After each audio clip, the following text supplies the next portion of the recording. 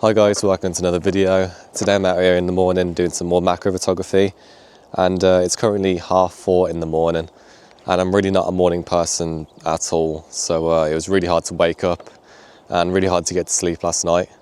So yeah, but I'm here, I made it with only a couple hours of sleep I think, so yeah, this is painful, and it's freezing right now as well. Don't know what the temperature is, but I've got this jumper on and I'm still not very warm. As you can see, I've got this new bag that is carrying my setup hands-free.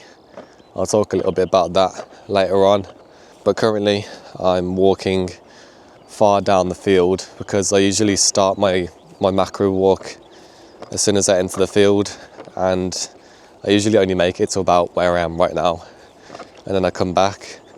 So instead of doing my usual sort of walk, I'm going to head straight down to the end of the field where I pretty much never go and see if there's any different sort of subjects over there. For my first subject, I managed to find a small blue damselfly, and it's great to photograph this off the bat because it's really cold right now, and that means the damselfly is going to be really still, whereas if I photograph it in a couple hours where the sun's been out for an hour or two, then it's going to be a bit more active and harder to photograph. So yeah, let's get a shot. I've just seen like loads of other damselflies. There's one there, there's another one down in the grass. Oh, there's another one on there as well. And now I've got so much choice because I found loads of other damselflies. I might actually photograph a different one because I think it won't look as great on a blade of grass compared to the one over there that's on the wheaty looking sort of grass. So I think I'll photograph one of those instead. It's also a lot easier to retrieve because it's not very deep in the grass. I've now retrieved the damselfly, and another thing that's cool about coming out in the morning is that you get loads of dewdrops on your subjects. So yeah, there'll be loads of water droplets on the eyes of this damselfly, which will look really cool close up. The damselfly is a blue colour, so I'm going to use a orangey yellow background to contrast the blue nicely. And all I've got to do is just clip that onto my other crocodile clip here, and then I can manoeuvre that exactly how I want it. So I'm shooting at around 1x magnification because I usually like to leave a bit of room for cropping later on in post in case I don't like the composition. I'm not really a fan of how the orange looks in the background, so I think I'm just going to leave that card on the floor and use the natural environment for the background and see how that looks.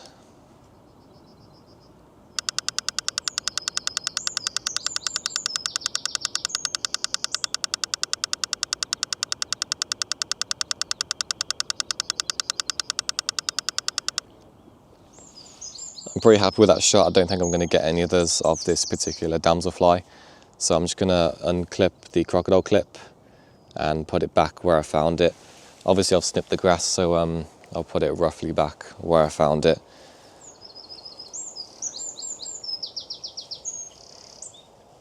So I think I'm going to photograph a different damselfly because there's just loads to choose from here. We've got one on this bit of grass here which looks very similar to the one I just photographed, so I'll probably leave that one.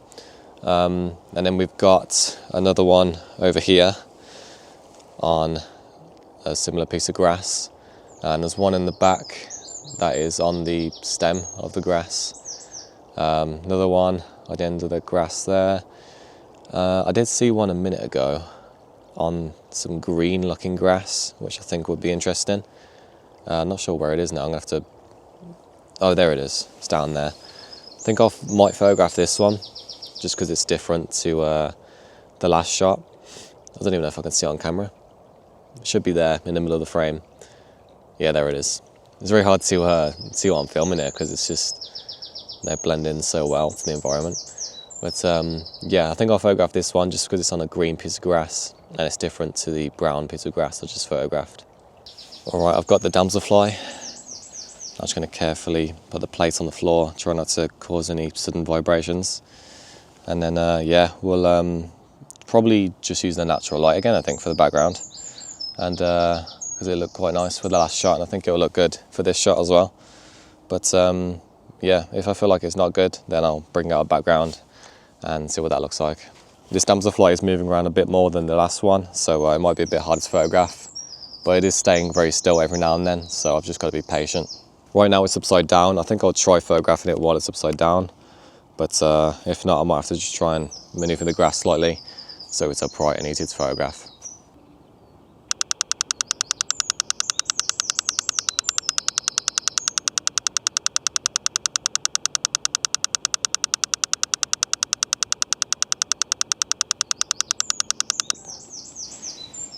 I'm extremely happy with that shot. I've been trying to get a composition of a damselfly on a strand of grass like that for a long time now. And it's very difficult. One, because the grass can move really easily, and two, the damselfly can move around a lot as well. So yeah, very happy to get that shot. And I think the damselfly was a different one to the last one I photographed, because this one seems to have green in its eyes. And from my memory, I don't think the first damselfly had green in its eyes. I'm pretty sure it was just blue with bits of white. So yeah, don't think I've actually photographed one of these before. So that's a first.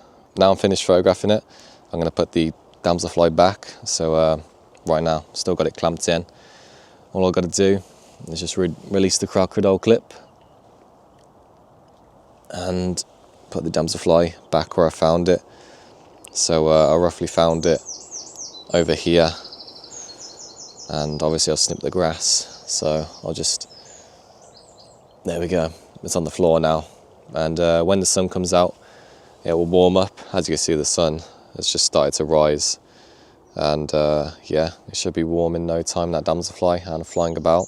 So I was going to move on and photograph something other than a damselfly, but I was looking at the photos on the back of my camera and I wasn't really that impressed with the first shot I got. I think I could do better than that.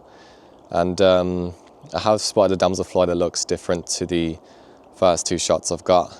It might be similar looking to the first damselfly, or potentially the second one I photographed, but it's in a different sort of position. It's on the stem of a piece of grass, and I could potentially get a composition where I have the eyes separated by the piece of grass that it's holding onto, which will look really cool. So unfortunately, when I was trying to retrieve the damselfly, I thought I had the crocodile clip secured, but it wasn't secured. So when I cut the grass dropped, and it made the damselfly move around. But luckily it still stayed on the grass, and it's now just repositioned itself, and it's now just resting. So now it's chilled. I'm going to put it on the floor and photograph it. So I think I'm going to use a background card for this shot, and currently the damselfly is looking up at me, which means the background is on the floor. So I've simply just got to place one of my background cards on the floor, and then I can get the shot. So right now the working distance of my lens is a bit of a problem. I am able to get a shot right now, but my lens is currently touching this bit of grass here, and I want to get a bit more magnified, which means this grass is a problem. So I'm going to cut that off, and hopefully the damselfly stays where it is, and then I can get a better composition. Luckily I was able to cut the grass and the damselfly wasn't disturbed too much. It did move around a tiny bit, but it's now back in the position where I want it. So yeah, we'll get the shot now. I'm not a big fan of the background, so I think I'm actually going to use a coloured card here. I'm just trying to figure out what colour to use. I think I'll use this blue one with a bit of green on it. And I don't think I've ever used a blue background to photograph a blue damselfly. So yeah, this will be a bit different. I usually don't choose blue just because the damselfly is blue. But I'm not really a big fan of how the yellow is looking. So we'll try out blue this time. I'll try and get more of the green and yellow rather than the blue. I think that'll look nicer, and it will contrast the colours of the damselfly a bit better.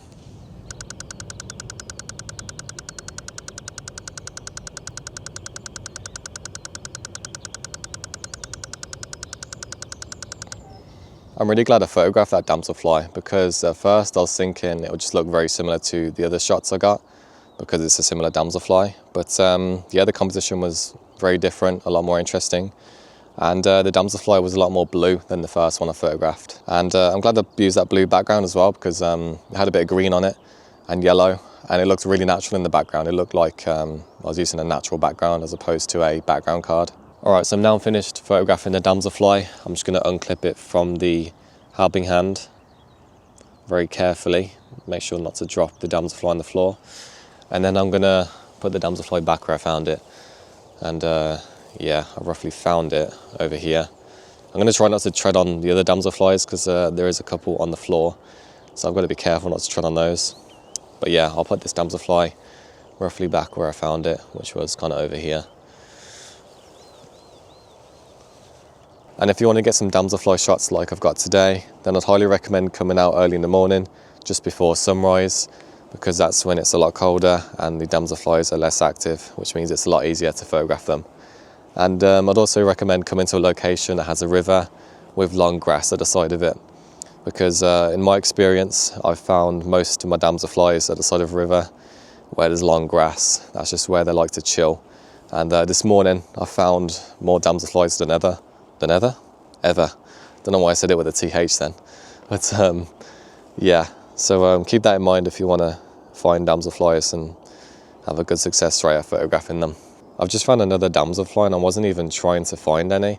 I was just walking down the path at like normal speed, not really searching and looking properly for bugs. And somehow I managed to find another damselfly. They just seem to be everywhere right now. I've just found a green metallic looking fly on this plant here.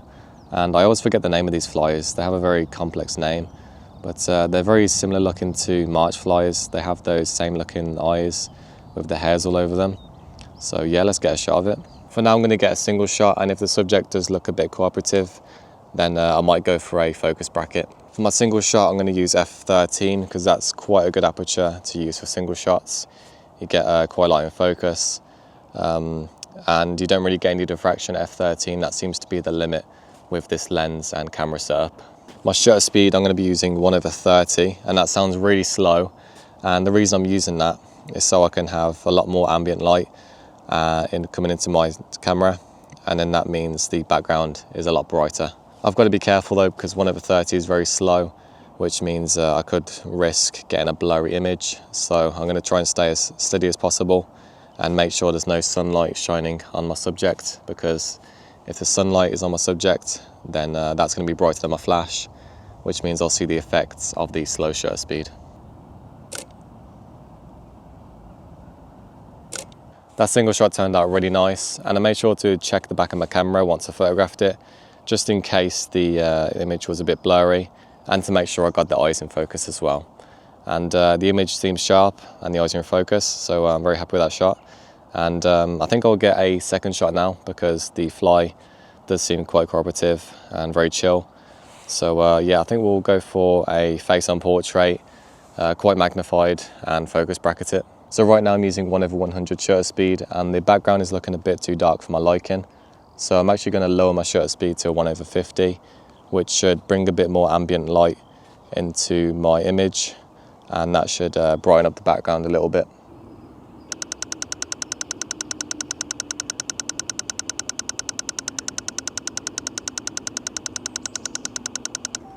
So now I've got quite a few shots. I think it's a good time to quickly talk about the bag that I'm using.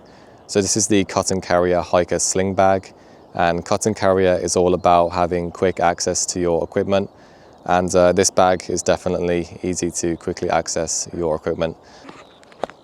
Slide your camera in there and your hands free, and if you want extra security, you've got this little harness here. You can clip it in, so if it does come out, it'll be on that harness and nicely secured. So even with the camera on your harness, you can still access your bag.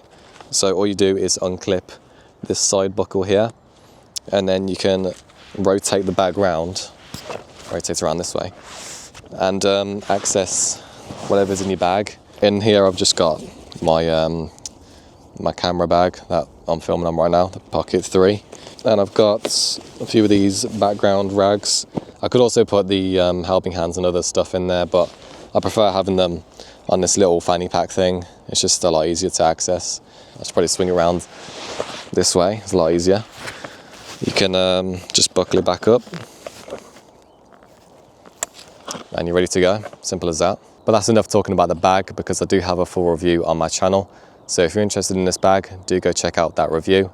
But yeah, I'm going to end today's video here. So as always, all the equipment used in today's video will be linked down below in the description, and those are affiliate links. So if you buy through them, I'll get a small commission and no extra cost to you, which will help support the channel. And yeah, make sure to leave a like, subscribe, share, comment, all that good stuff. And I'll see you in the next video. Bye.